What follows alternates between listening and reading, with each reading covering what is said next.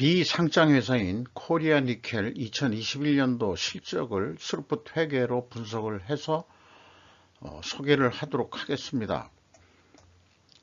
매출은 5.1% 증가했고요. 89억 원 흑자로 전환이 됐습니다. 2020년도는 적자였다는 얘기죠. 그리고 재고자산 매출원가 회계 불투명이라는 제목으로 진행을 해 보겠습니다.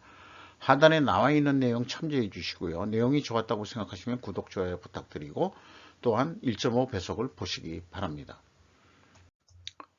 원가 회계 3년치의 그 손익을 보면은 2021년도 중심으로 말씀을 드릴게요. 매출은 5.1% 증가했는데 매출원가는 거꾸로 감소를 했습니다. 뭐 이런 경우도 있긴 있겠죠. 그래서 매출 총액이 팍 증가를 해버렸고, 그 다음에 판매관리비가 7.3% 증가해서 영업이익이 84억 원 나는 거로 되어 있습니다. 전년도는 29억 원 적자였죠. 원가 생산성도 크게 0.14포인트가 증가했습니다. 질문.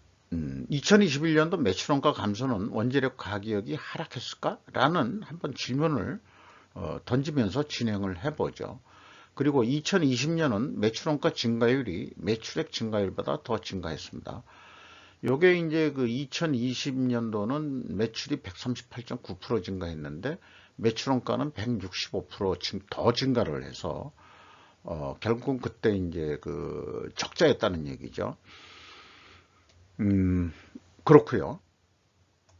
그리고 스루풋 회계 분석 결과를 먼저 말씀드리면은 매출에 비례하는 매출 재료비는 그 매출원가 하락보다도 더 내려가서 11%가 감소한 거로 그렇게 산출이 됩니다.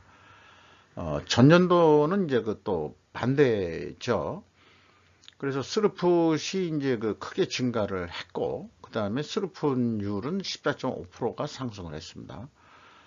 가공비도 좀 감소를 시켰는데 판매관리비는 어차피 조금씩 증가하는 거니까, 그래서 운영비용이 뭐 거의 제로 상태로 그렇게 결산이 됐습니다. 그래서 생산성이 1.5구나 상승했기 때문에 89억 원 흑자고요. 원가 회계 영업이익보다는 한 5억 원 정도 더 이익이 나는 것으로 그렇게 되어 있습니다. 이런 경우는 이제 가공비 배부 재고 자산이 감소했기 때문이죠. 2021년도는 매출 재료비 감소는 원재료 가격이 하락했다고 추정되는 거고요. 그 다음에 2020년도 매출 증가율보다 매출 재료비율이 더 증가해서 원재료 가격이 하락했다고 또한 그 추정이 됩니다. 이게 상승인데 제가 잘못 표현한 것 같네요. 2020년이니까 그렇죠. 그 증가를 더 했으니까 이건 원재료 가격이 그 상승한 것을 제가 오타를 했습니다. 죄송합니다. 좀 집중력이 제가 좀 떨어졌군요. 죄송합니다. 그래서 그 재고자산 내역을 보면은 2021년도는 64억 원이 감소했고 2000년도는 130 거의 9억 원이 증가를 했습니다. 전년도는 또 크게 또 그 감소를 했고요. 그게 이제 굴곡이 좀 심합니다. 그리고 또한 원재료가 또 문제가 있는데 2018년도는 원재료가 그 옛날 우리 속어로 이제 일본 말이기면 앵꼬됐다고 그러죠. 원재료가 앵꼬됐다. 뭐 이렇게 되는데 그래서 이 1년 만에 그 333억 원으로 증가했다가 2020년도에 더 증가했다가 2021년도에는 재고된 그 확보된 재고를 계속 쓴 거로 그렇게 이제 이해가 됩니다. 위에 나와 있는 내용은 이 회사에 딱 그 적용해야 된다고 주장을 더 강력하게 얘기할 수 있는데 그 회계 투명성을 확보하려고 그러면은 이게 흐름으로 좀 얘기해라. 원재료만 하더라도 원재료를 하나의 그 예를 들어서 얘기한다면 원재료가 입고된 금액이 얼마고 이 미착품 같은 건 빼는 거죠. 출고가 사용량이죠. 그 생산에 얼마 투입됐고 뭐 이런 식으로 해서 기말 재고가 얼마다 이런 것까지 알려줘야 된다는 거죠. 이거 하나만 명확히 한다 그러면은 내부 회계 관리 제도 50%를 먹고 들어갑니다. 나머지는 뭐 그 영업의 매출 채권이나 매입 채무 이런 것도 점검해 가는 과정이 있고, 그 다음에 이제 회계 쪽이나 재무 쪽에 또 그런 쪽으로 점검해 가는 과정이 있겠습니다만은, 일단은 그 제조업에 이 재고자산 이것만 그 명확히 그 회계 투명성이 밝혀진다면 다른 거는 자연스럽게 다른 거는 크게 잘못된 것이 없다고 저는 그렇게 강력히 믿고 있습니다. WCI 감소가 원가회계 영업이익보다 스루풋 이익이 더 나오는 원인이 되겠습니다. 그리고 원재료의 수급이 이익 확보의 관건으로 이 회사는 보입니다. 비용의 성격적 분류 내용에 와서 재고자산의 변동액의 그 크기들이 너무 큽니다. 이게 그 재고자산의 그 WCAI의 그 변동 금액하고 매우 큰 차이가 있습니다. 어쨌든 그 매출원가 재료비는 9.4%가 감소를 한 것으로 되어 있습니다. 이쪽에서는 운영비용은 뭐 거의 그 변동이 없는 거고요. 그리고 그 가공비가 그 3.4% 감소했습니다. 가공 비율이 그러나 이제 8%로 그 증가를 했거든요. 그러면은 그 2021년도에 아까 그 원재료 가격은 상승했을 거다. 제가 하락이라고 오타낸 거. 이렇지만은 여기에서 보면은 원재료 가격이 그 하락했다. 이렇게 또 인식이 되는 거죠. 그러니까 그 손익계산서하고는 좀 반대 개념의 인식이 나오게 됩니다. 여기서부터 이제 헷갈리기 시작합니다.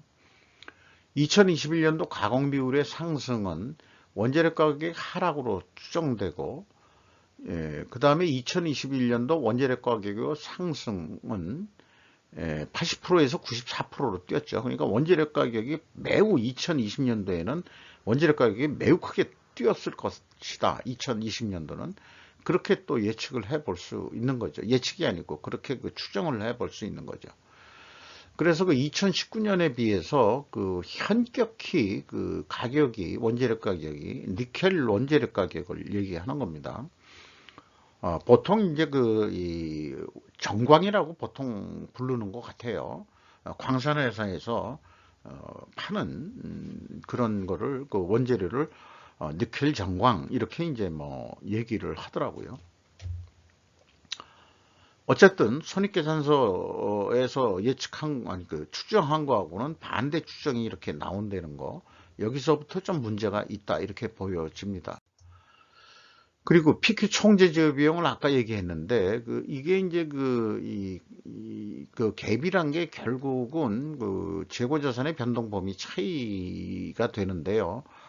2021년도에 무려 258억 원이나 크게 차이가 납니다. 전년도도 그렇고 뭐 별로 차이가 없습니다만은 2019년도도 매우 차이가 있고요. 이런 경우는 뭔가 기준이 좀 뭐 이상하다 이렇게 볼 수 있겠습니다. 왜냐하면은 P라는 게 이제 그 회사에서 제시한 거 가지고 비성분에 그걸 더하면은 그 369억 원분이 생산재료비가 들어가지 않았는데 그 스루풋으로 역산해 가지고 할 때는 이게 그 628억 원이나 들어간 거로 그 산출이 되거든요. 전년도는 유사한데 왜 이렇게 크게 차이가 날 수 있는 거냐. 뭐 이런 게 이제 문제라고 할 수 있겠습니다. 그래서 그 무려 258억 원이나 올해 2021년도는 크게 차이가 난다. 이것이 아무래도 좀 문제로 보입니다. 그래서 재고자산 회계 투명성 2단계로 보면은 아까 그 총 제조 비용의 차이하고 그게 일치를 합니다. 그러면은 그것이 무엇이냐 추적을 해보면은 BWCI 증감액을 가감을 해 주어 보는 거죠. 왜냐하면 그 회사가 전체 재고자산을 재고자산의 변동범위 기준으로 가져가고 있다고 봤을 때 요거까지 넣어주면은 일치해야 되는데 갭2로 결국 또 나오거든요. 근데 2019년도는 일치를 합니다. 그런데 2020년, 2021년은 또 갭이 나오거든요. 그래서 뭔가 추적을 해봤더니 밝혀집니다. 탐색이 됩니다. 미착품의 증감액의 차이입니다. 2021년도를 보면은.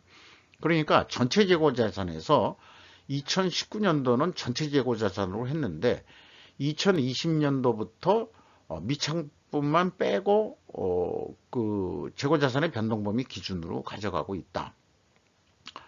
그러니까 원재료를 넣었다는 얘기예요. 원재료를. 그런데 그게 말이 안 되는 게 그 비성분에서 원재료의 투입액이라고 되어 있거든요. 투입액이면은 그 재고자산의 변동범위에 원재료가 들어가서는 안 됩니다. 거기서부터 이제 그 총 제조 비용을 왜곡시키게 되게 만드는 거죠. 그래서 어쨌든 그게 뭐 일치를 그렇게 한다 하더라도 2020년도에 그 변경을 했다고 하더라도 여기서 또 갭이 있어요. 그리고 이제 그 미착품만큼 또 여기에서는 또 이제 갭이 그 산출이 될 수밖에 없는 거죠. 요거 말씀을 드린 것을 다시 이 문자로서 기록으로 남긴다면은 2019년도 재고자산의 변동 범위가 전체 재고자산 기준이다. 그래서 요 일치하는 것까지는 확인을 해봤다. 그리고 2020년도 재고자산 변동 범위가 변경된 것으로 추정이 됩니다. 매출원가를 그런데 이렇게 한 것은 매출원가를 감소시켜 매출이익이 54억 원 더 발생하도록 조정했다고 해석된다. 결산상 그 손실이 뭐 빤히 보이니까 조금이라도 그 영업 손실을 줄이기 위해서 요거가 이제 반대로 그 비성분에 와가지고는 마이너스 138억인데 192억 원이니까 마이너스로 돼 있으니까는 매출 원가가 내려가겠죠. 그럼 매출이익이 더 증가하도록 조정을 했다. 이렇게 해석이 되는 거고요. 2021년도는 매출원가를 증가시켜 매출이익이 258억 원 적게 나오도록 조정했다고 또 한 해석이 되는 겁니다. 반대니까요. 이렇게 그 해석이 됩니다. 2021년도부터는 전체 재고자산에서 미제품만 제외한 범위를 기준으로 편법 적용했다. 2020년이 요것 때문에 불투명하긴 하지만은 미착품만 뺀 그 재고자산 변동범위 기준으로 가져오고 있는데 이런 기업들이 몇 군데 있어요. 편법으로 가져가는 데가. KCC가 그 대표적인 거로 기억이 납니다. 근데 이것도 그 바람직한 기준이 아닙니다. 저는 뭐 오늘도 내일도 그 주장하는 것은 WCAI 가공비 배부 재고 자산만 그걸 기준으로 가져가야 되는 것이 원가 회계에 그 가공비가 배부되는 것이 제품밖에 없으니까 또 제공품에도 일부 가공비 한 50% 정도는 배부를 합니다. 일반적으로. 그렇기 때문에 제품하고 제공품분이 없다. 근데 이제 상품을 포함시키는 경우는 이제 묶어서 표현하다 보니까 상품까지 그냥 넣어서 WCAI로 하고 있습니다만 핵심적인 것은 제품인 거죠. 그런데 왜 그 원재료까지 넣어서 하느냐. 그러니까 더블로 그 변동액을 그 원재료가 더 들어갔다고 보는 거 아니에요. 이 63억 원밖에 들어간 게 아닌데 322억 원이 들어갔다고 하면은 총 제조 비용을 증가시켜 가지고 매출원가가 높아졌다고 해서 이익을 줄이는 그런 역할을 하게 되니까 이렇게 하는 게 뭐 절세를 하기 때문에 뭐 이런 방법을 쓰는지 어떤지는 모르겠습니다만은 바람직하지 않고 그 다음에 경우에 따라서 이 장난질을 할 수 있는 그런 거기 때문에 그 기업회계 기준에서 그 공시 기준에서 재고자산의 변동범위 기준은 WCAI로 확정을 해야 될 거라고 저는 믿습니다. 3단계는 일반적으로 마칩니다. 내부 감사를 실시한다 그래도 감사 수준은 아무래도 그 현금흐름표 기준으로만 검증하는 수준일 터이다라고 저는 말씀드릴 수 있겠어요. 아까 2단계처럼 저같이 분석하는 사람은 아마 그 한국에서 제가 최초일 거라고 저는 생각합니다. 왜 그러냐 그러면 스루프트 회계를 하기 때문에 그렇습니다. 운영 비용 중에서 그 생산성을 여기다 갖다 붙인 이유는 인건비 상승은 생산성 범위 내에서 이루어진다는 것을 믿기 때문에 그렇습니다. 인건비가 8.1% 그 증가를 했고요. 그리고 이 직원 수가 안 남아 있는데 요거는 이제 사람인 서비스 정보에서 가져온 변동이 없다고 봤습니다. 이 30명 정도뿐이 안 되는 그런 소규모 그러니까 직원은 적은데 매출액이 또 그렇게 많다는 게 장치 산업이기 때문에 그렇다고 보여집니다. 임금 인상률이 한 8.1% 그래도 증가한 거로 그렇게 산출이 되고요. 근데 전력비가 오히려 거꾸로 감소를 시켰습니다. 이게 뭐 대단한 일이라고 할 수 있겠죠. 뭔가 ES적인 측면에서는 전력비를 절감할 수 있는 어떤 방법을 썼다고 그렇게 이제 판단이 됩니다. 교행평가지표에서 2021년도에 재고 회전율이 상승을 했으니까 그 다음에 그 스루프율도 크게 상승을 했으니까 동일 방향의 상승은 분석 경험상 매출원가 그 재고자산 매출원가 제리고 매출원가 그 회계가 투명하다고 일단 가정을 합니다. 이 가정을 하더라도 원재료 가격은 하락을 했든지 또는 판매 가격이 상승을 했든지 이렇게 그 얘기가 되어야 될 것입니다. 근데 2020년도는 그 회전율은 상승을 했는데 이 스루프율은 하락을 했죠. 이렇게 또 역방향인 경우에는 분식회계 개연성 가정을 또 세웁니다. 이 경우는 원재료 가격이 하락을 했고 판매 가격도 하락을 했어야 된다라고 그렇게 추정을 하게 됩니다. 그것을 입증을 해야 된다 이거죠. 그게 입증이 되겠느냐? 이거를 좀 할 수 있는데 비상장 기업이다 보니까 이제 그 공시 그 원재료 가격 추이나 그 판매 가격 추이는 공시를 안 하고 있어요. 그래서 나름 추적해 볼 수 있는 게 니켈이란 게 이제 그 네이버 쪽에서 비철금속 주요 금속들은 LME 가격을 기준으로 해서 그 나타내 주고 있으니까 그걸 보면은 2019년도 말에 그 하락을 했습니다. 그게 이제 2020년도 한 1분기까지 하락을 했다가 다시 이 상승을 쭉 2022년 도까지 1분기까지 거의 계속 쭉 이 상승을 꾸준히 상승을 했다가 갑자기 피크를 쳤다가 다시 내려오고 있는 중으로 이렇게 되어 있습니다. 그래서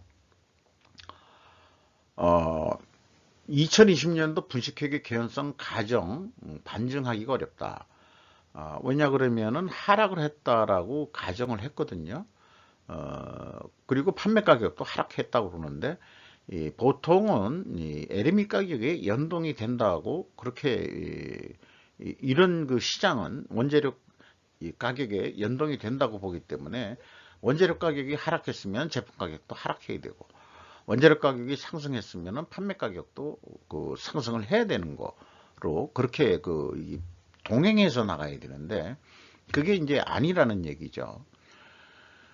그래서 2019년도 말 가격을 보면은 한 $10,000 수준으로 하락을 했고 그때 이제 싸니까 이제 원재료를 330억 원어치 확보한 거로 그렇게 판단이 되고 2020년 약 2분기부터 가격 상승이 됐는데 연말까지 한 $15,000 정도 여기에 이렇게 되는데 거의 한 18,000으로 봐도 될 것 같기는 합니다만은 그 2021년 말에 요게 이제 2021년 말에 21,000달러 선으로 그렇게 된 것 같습니다. 아까 2020년도 말은 여기겠네요. 요게 한 15,000달러 선 정도.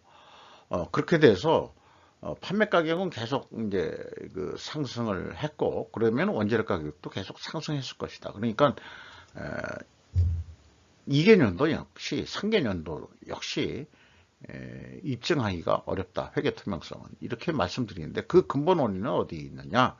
이 회사는 재고자산의 변동 범위가 불합리하게 변경되었다는 점일 것입니다.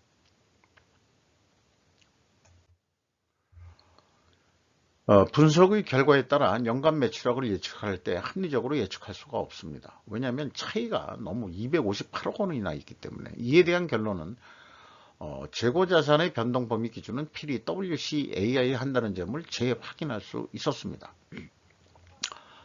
그래서 코리아니켈은 고려엔의 모범적인 기준을 준용해야 할 것이다 라고 말씀드릴 수 있겠어요. 제가 그 고려엔 거를 그 재고자산 매출원가 회계 투명성의 모델 기업으로 하고 있는데, 이 코리아니켈이 이 계열사거든요. 이 계열사가 모기업에서 배우지 않고 자기들 나름대로 뭔가 하고 있는데 영 못마땅하네요. 진짜 못마땅하네요.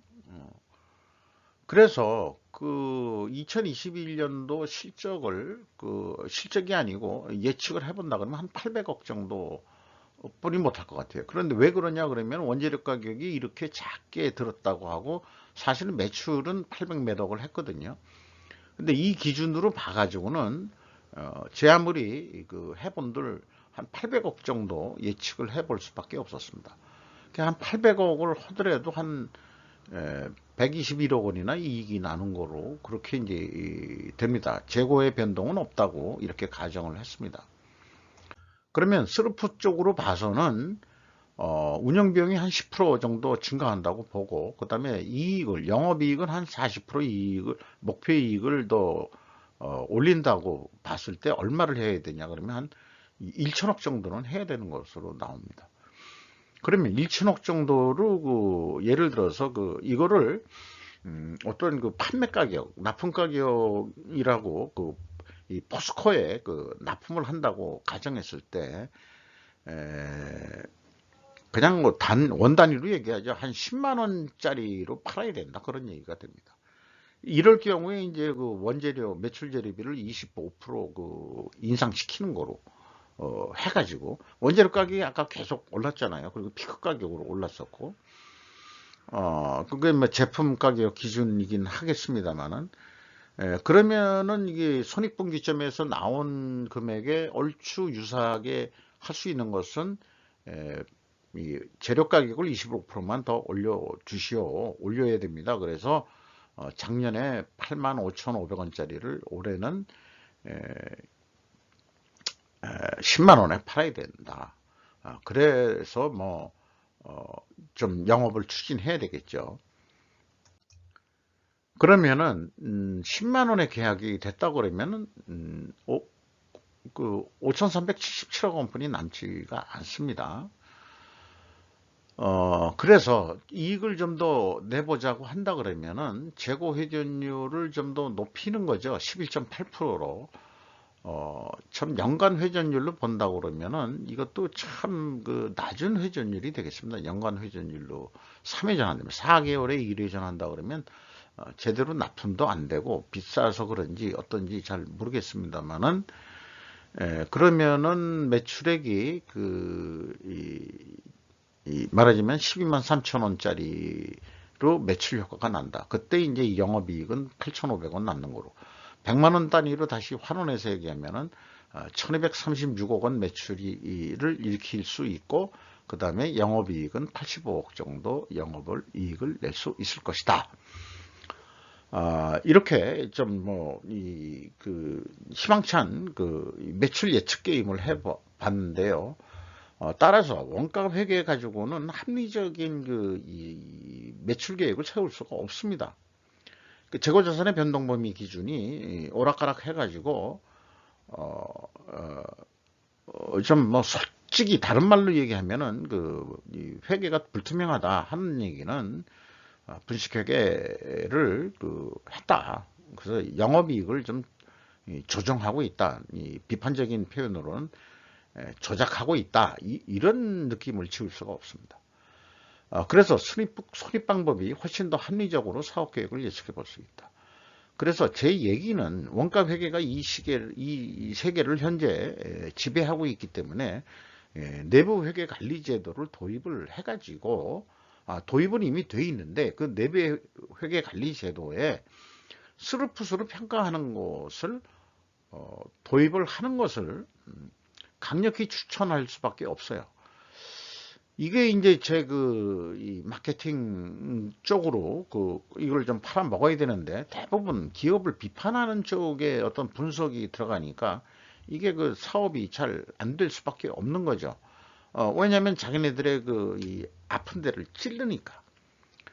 근데 이제 저는 이 원가 회계 손익을 이 1,000원짜리 변호사의 그 논리를 얘기한다 그러면은 처음부터 무죄 입증의 원칙 무죄 추정의 원칙을 반대로 하는 겁니다. 검사 입장에서 뭐든지 유죄 추정의 원칙을 가져갑니다.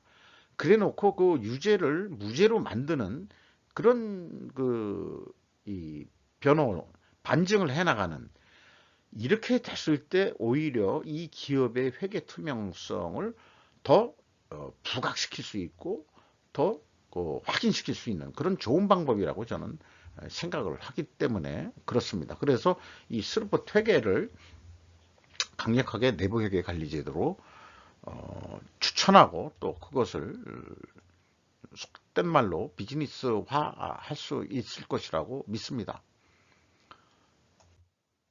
주주 내역을 보면은요, 발레 캐나다라는 데가 있었는데 25% 최대 주주였어요. 고려아연이 19% 가지고 있고 포스코가 14% 가지고 있고 기타가 42%로 되어 있는데 이제 이 소액 주주들 특수관계자들로 그렇게 판단이 됩니다. 54만 주가 있었는데 액면 가격 10만 원짜리입니다.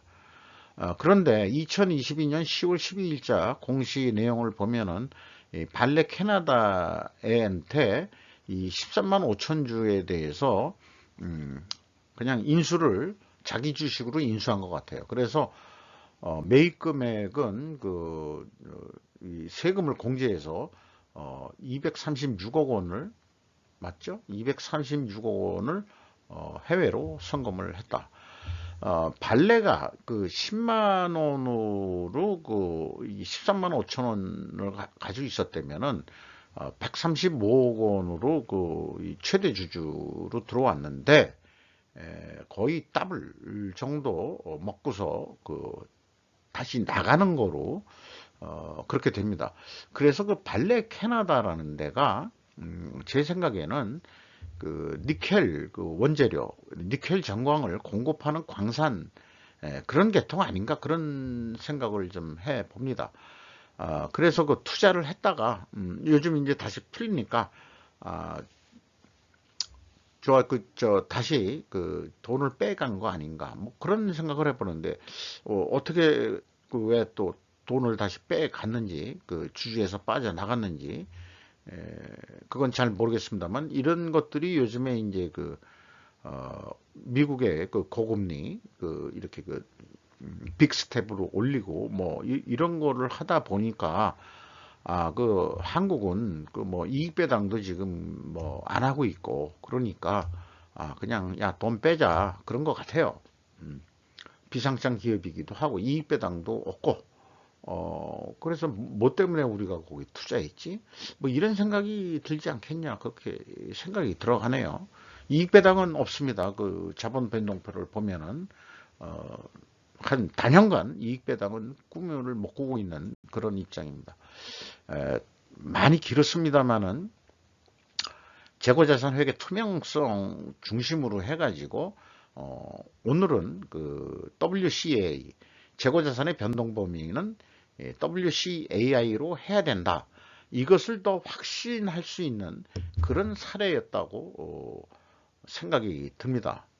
이 기준으로 저는 계속 분석을 하고 갭에 대해서는 성과를 왜곡시킨다라고 계속 주장할 수밖에 없는 것입니다. 이상 마치도록 하겠습니다. 감사합니다.